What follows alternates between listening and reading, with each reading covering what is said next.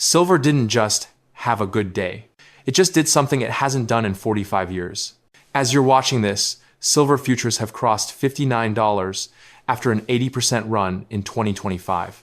That number isn't just high. It means one thing. The ceiling that stopped silver in 1980 and again in 2011 just got broken. For 45 years, every spike in silver hit the same wall, 1,980. Blow-off peak near $50, 2011. Another blast into the high $40 seconds, low $50 second zone, 2025. We are now above that entire band. You are not looking at a nice rally. You are looking at the first clean breakout over a 45-year ceiling. The title of this video is Silver Just Crossed $59, the 45-year breakout that guarantees $100. By the end, you'll understand what a 45-year breakout actually means in markets like this. Why this move is totally different from 1,980 and 2011 and stronger. How a breakout like this guarantees a run at $100, not as a prediction for next week, but as a structural destination. And how to respond like an adult, not a gambler, while the rest of the world is still treating this as just another spike. This is not personal financial advice. It's a map of a pattern that's been building for decades. Let's start with what just happened. 1. What a 45-year breakout really means. Most people see a new high and think, cool, new number. What's next? That's not how big markets work. There's a difference between breaking last week's high and breaking a 45-year range that rejected price twice in two different eras. Silver has now done the second, the three peaks. Think of silver's modern history in three peaks. 1,980, the panic money peak. Inflation raging, trust in paper falling. Silver rockets into the high $40 seconds, briefly touches around $50. It's a blow-off move. The system responds with rule changes, higher margins, and the spike fails. 2011, the QE desperation peak. Post-2008 crisis, central banks at zero rates, QE everywhere. People look for an anti-currency hedge. Silver rips into the high $40 seconds again. Once more, it taps the same zone and gets slammed back down. 2025, the structural breakout. Years of supply deficits finally matter. Silver is critical in solar, electronics, EVs, defense. Central banks are stocking up on gold. Investors are eyeing silver as the tight little cousin. And now, price doesn't just touch the old zone. It pushes above it into the high $50 seconds and over $59. For 45 years, silver had one job when it hit that band: fail. Now it has done the one thing that says, this isn't a spike anymore. This is a different phase. In technical language, this is a secular breakout, a move out of a multi-decade range. In human language, it means the old normal for silver is gone. The market will have to discover a new normal.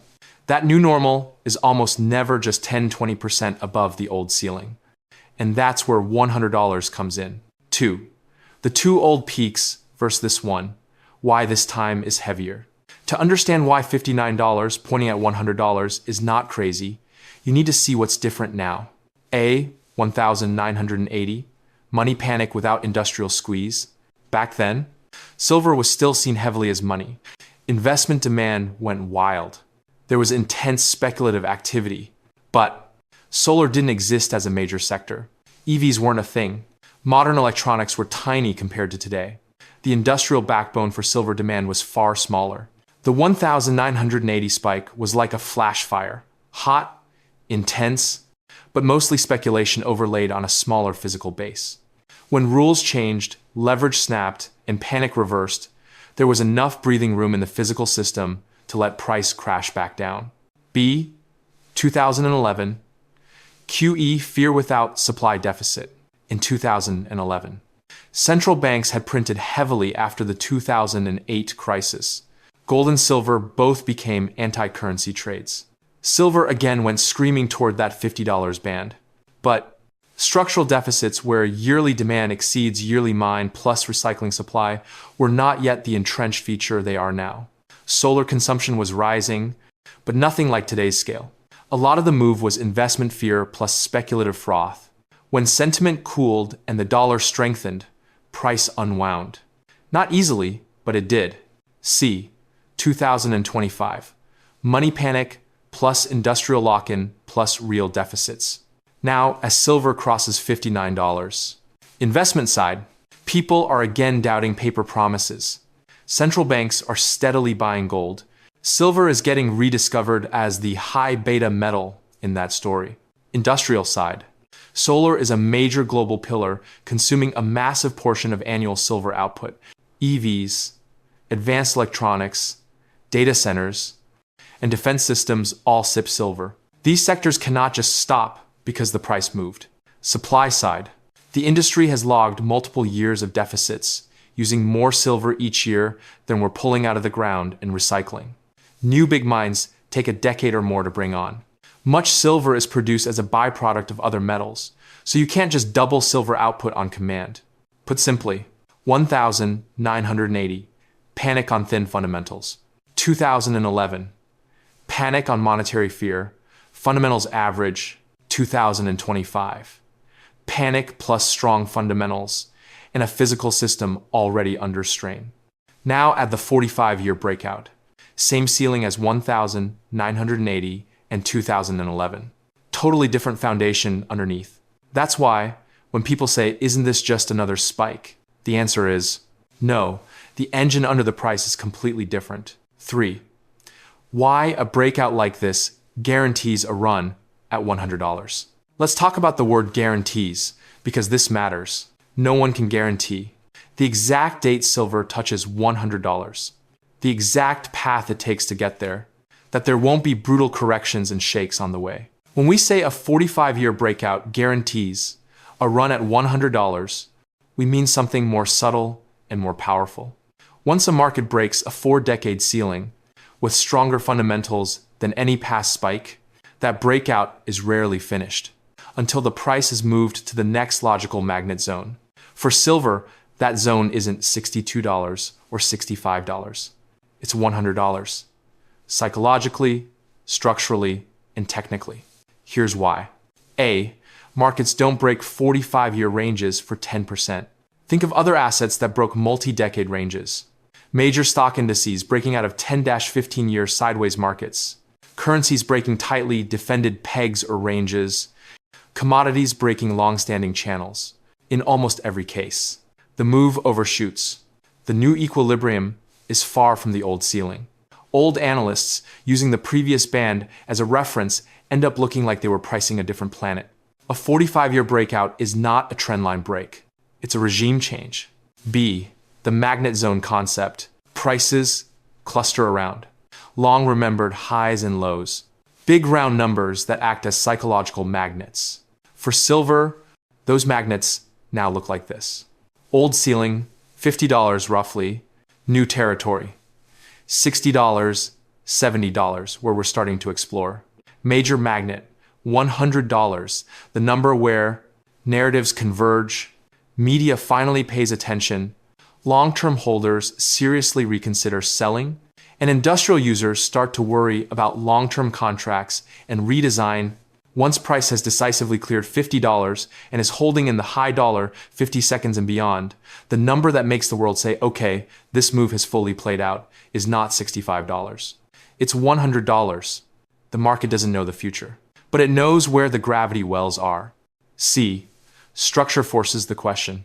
In a structurally tight market like silver, with deficits, high industrial dependence, a relatively small above-ground inventory that's truly for sale, reality eventually asks a simple question. At what price are you willing to part with your ounces? If you believe this isn't going back to $20, $25 ever again? For some holders, that number might be $60. They've already sold. $80. They'll start trimming. $100 plus. They won't think about selling before that zone. A 45-year breakout is the point where large, patient holders shift from, I'll dump if it comes back to old highs, to, if I've waited decades for this, I'm not moving a finger until we see triple digits. That mindset alone pulls price toward $100. So no, we can't guarantee timing. But yes, structurally, a 45-year breakout with these fundamentals virtually forces the market to explore what silver looks like in triple-digit territory. 4. Why this time is different isn't just a cliche here. You should be skeptical of anyone who says, this time is different. Most of the time, it isn't. But sometimes, the underlying inputs really do change. In silver's case, 3 new forces are now welded into the system. 1. Silver as energy metal. Solar panels are not a niche anymore. They're a core pillar of global energy plans. Silver is not easily replaced in high-efficiency solar cells. Projections show solar alone could consume a huge share of annual silver supply in the coming decades. This means, even if investment demand cooled, solar wouldn't. Every panel installed now is a one-way sink for silver. 2. Silver as high-tech wiring. From EVs, 5G and next-gen networks, data centers, advanced electronics, medical equipment, defense systems. Silver is now baked into the circuits and nerves of modern civilization. We're not going back to a less electronic world. We're going to a more electronic one. 3. A system that spent 40-plus years underpricing a finite metal. For decades, the system treated silver as just another commodity, priced it with low single-digit inflation assumptions and trust in fiat, used paper markets to keep it in a neat, manageable band. When that setup finally fails, and a 45-year breakout says it is failing, the repricing is not modest. It's catch-up plus interest. That's what this breakout represents.